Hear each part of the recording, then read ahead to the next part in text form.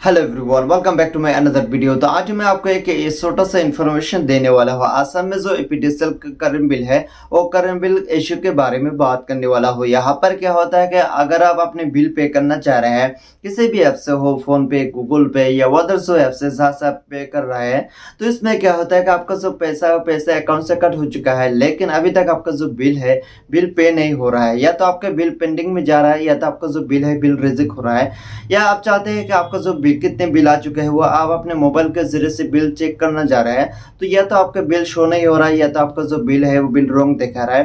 तो ऐसे में क्या हो रहा है कि आप अपने बिल पे नहीं कर पा रहे हैं। तो ऐसे में कैसे आप अपने बिल पे कर सकते हैं, तो यहाँ पर मैं आपको छोटा सा इन्फॉर्मेशन देना चाहता हूँ कि फिलहाल यानी 7 तारीख से 10 तारीख के अंदर अंदर आपका जितने भी बिल है वो बिल अभी तक पे नहीं होगा, क्योंकि ये सर्वर इशू है। मैंने जब एपीडीएसएल का जो फेसबुक पेज है वहां पर मैंने विजिट किया तो उसमें एक नोटिफिकेशन दे चुका है कि 7 तारीख से 10 तारीख के बीच में ये जो पेंडिंग हो रहा है, आपका जो रिजेक्ट हो रहा है, ये होता रहेगा, क्योंकि उनका जो सर्वर इशू वो सर्वर आप ठीक कर रहे हैं, उनका सर्वर में प्रॉब्लम है, जिसकी वजह से किसी भी प्लेटफॉर्म से आप अपने बिल पे नहीं कर पा रहे हैं। अगर आप अपने बिल पे करना चाहते हैं तो डायरेक्ट आप ऑफलाइन पर जाकर आप पे कर सकते हैं। ऑनलाइन में ऐसा ऑप्शन नहीं है, क्योंकि ये सर्वर इशू है, सर्वर ठीक कर रहा है। उनका जो सर्वर है वो सर्वर फिलहाल कुछ गड़बड़ चल रहा है, यानी उसका सर्वर अपडेट कर रहा है, जिसकी वजह से आपको साथ ये प्रॉब्लम हो रहा है कि आप अपने बिल पे नहीं कर पा रहा है।